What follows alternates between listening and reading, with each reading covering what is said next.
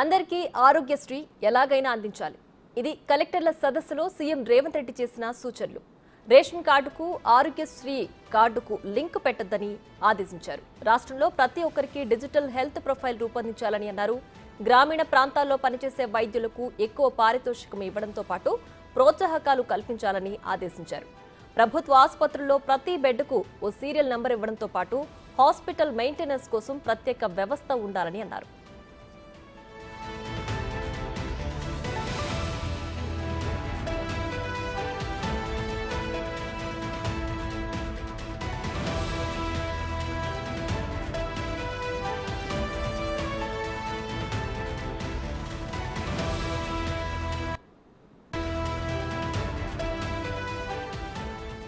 అందరికీ ఆరోగ్యశ్రీ ఎలాగైనా అందించాలి.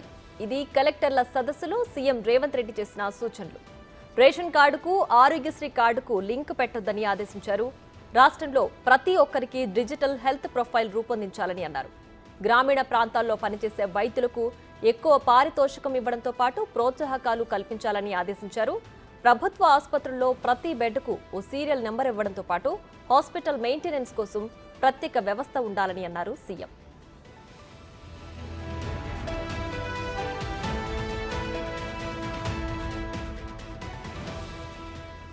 ఇక మరింత సమాచారం మా అసోసియేట్ ఇన్పుటేటర్ నగేష్ లైవ్ లో అందించడానికి సిద్ధంగా ఉన్నారు. నగేష్, చెప్పండి, అందరికీ ఆరోగ్యశ్రీ అందాలి అని చెప్పడంతో పాటు కలెక్టర్ల సదస్సులో సీఎం రేవంత్ రెడ్డి ఇంకా ఏ సూచనలు చేశారు? ఖచ్చితంగా, ఎందుకంటే రేవంత్ రెడ్డి వాళ్ళ కీలక సమావేశం సెక్రటరియట్లో నిర్వహిస్తున్నారు. తెలంగాణలో ఉన్న జిల్లా ఎస్పీలతో పాటు కమిషనర్లు, అలాగే సీనియర్ ఐఏఎస్లు, జిల్లా కలెక్టర్లు అందరితో పాటు కీలక సమావేశం ఇప్పటికి కూడా కొనసాగుతుంది. ఉదయం 9:30కే స్టార్ట్ అయింది.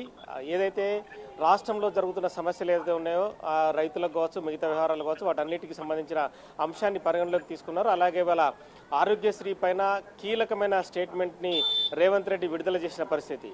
హెల్త్ కమిషనర్లకు సంబంధించి సీనియర్ ఐఏఎస్లో ఉన్న అధికారులకు కూడా కీలక ఆదేశాలు జారీ చేశారు. రేషన్ కార్డుకి ఆరోగ్యశ్రీకి ఎట్టి పరిస్థితుల్లో లింకు పెట్టద్దని చెప్పారు. అలాగే తెలంగాణలో అందరికీ ఆరోగ్యశ్రీ కార్డును అందించేలా చర్యలు తీసుకోవాలని చెప్పి సీఎం తన ఆదేశాల్లో పేర్కొన్నారు. రాష్ట్రంలో ప్రతి ఒక్కరి డిజిటల్ హెల్త్ ప్రొఫైల్ ఖచ్చితంగా రూపొందించాలని చెప్పి అధికారులకు ఆదేశాలు జారీ చేశారు. రాష్ట్రంలో ఆర్ఎంపీలు, పిఎంపీలు వాళ్ళకు ట్రైనింగ్ ఇచ్చి ఒక సర్టిఫికెట్ ఇవ్వాలన్న డిమాండ్ కూడా ఉంది. అది కూడా పరిగణలోకి తీసుకోవాలని చెప్పి సీఎం తన ఆదేశాల్లో పేర్కొన్నారు. వీటికి సంబంధించిన అధ్యయనం చేసి ఒక రిపోర్ట్ను కూడా ఖచ్చితంగా ఇవ్వాలని చెప్పి ఆదేశాలు జారీ చేశారు. ఏదైతే ఆ రిపోర్టు ప్రకారం జీవో కూడా జారీ చేస్తామని పేర్కొన్న పరిస్థితి. రూరల్ ఏరియాలో పనిచేసే వైద్యులకు పారితోషికం ఎక్కువ ప్రోత్సహించేలా చర్యలు కూడా తీసుకోవాలని చెప్పి అధికారులను ఆదేశించారు. ప్రభుత్వ ఆసుపత్రుల్లో ప్రతి బెడ్కు ఒక సీరియల్ నెంబర్ ఉండేలా కూడా చర్యలు తీసుకోవాలన్నారు. ఎందుకంటే చాలా ఆసుపత్రుల్లో కూడా ఒక రకమైన కన్ఫ్యూజన్ కొనసాగుతుంటుంది. ఆ ఒక నెంబర్ ఉంటే కనుక ఖచ్చితంగా ఏ బెడ్లో ఏ పేషెంట్ ఉందనేది కూడా ఖచ్చితంగా గుర్తించాలి అనేది సీఎం ఆలోచన. అలాగే గిరిజన ప్రాంతాల్లో సరైన వైద్య సదుపాయం అందేలా కలెక్టరు చర్యలు తీసుకోవాలి. ఆ ప్రాంతాల్లో కూడా పర్యటించాలని చెప్పి కూడా ఆదేశాలు పేర్కొన్నారు. హాస్పిటల్ మెయింటెనెన్స్ కోసం కూడా ప్రత్యేక వ్యవస్థ ఉండాలనేది కూడా తన ఆదేశాల్లో పేర్కొన్నారు. మొత్తం ఈ ఎంటైర్ తెలంగాణలో ఉన్న వైద్యము ఎవరైతే పేదలు, మధ్యతరగతి వర్గాలకు ఖచ్చితంగా వైద్యం అందించేలా ఉండాలనేది కూడా సీఎం ఆలోచనగా ఉంది. ఎక్కడ ప్రభుత్వ ఆసుపత్రిలో వైద్యం అందకుండా చనిపోయేవారి అనే వార్తలు కూడా ఖచ్చితంగా మీడియాలో రాకూడదని చెప్పి కూడా ఇంటర్నల్గా చెప్పిన పరిస్థితి. ఇక గిరిజన ప్రాంతాల్లో చాలా ప్రాంతాల్లో చూస్తుంటాము, కట్టెలపైన వాళ్ళని మోసుకెళ్ళడం కావచ్చు, సైకిళ్ళ పైన తీసుకెళ్ళడం కావచ్చు. చాలామంది చనిపోతే సైకిళ్ళల్లో తీసుకెళ్లారు, రిక్షాలపైన తీసుకెళ్లారు, డబ్బులు లేక పడిగాపులు కాసారనే వార్తలు కూడా కనిపిస్తుంటాయి. ఇవన్నీ కూడా ఎట్టి పరిస్థితుల్లో తెలంగాణలో కనిపించకూడదు. కలెక్టర్లందరూ కూడా సీరియస్నెస్ పాటించాలి. ఎస్పీలు కానీ కలెక్టర్లు కానీ ప్రభుత్వానికి రెండు కళ్ళ లాంటి వాళ్ళు. వాళ్ళంతా రోడ్ల మీదకి వచ్చి పనిచేస్తేనే కూడా వ్యవస్థ బాగుపడుతుంది. వాళ్ళంతా ఏసీ గదుల్లో ఉండకూడదని చెప్పి కూడా ఆదేశాల్లో పేర్కొన్న పరిస్థితి. ఈ క్రమంలోనే వైద్యం అంటే వైద్యం మెరుగ్గా ఉండాలి తెలంగాణలో అనేది కూడా సీఎం రేవంత్ రెడ్డి ఆలోచన కనిపిస్తుంది. ఈ క్రమంలోనే వైద్యానికి సంబంధించి పర్టికులర్ ప్రణాళికను రూపొందించి ముందుకెళ్లే దిశలో ప్రభుత్వం ఉన్నట్టుగా కనిపిస్తోంది.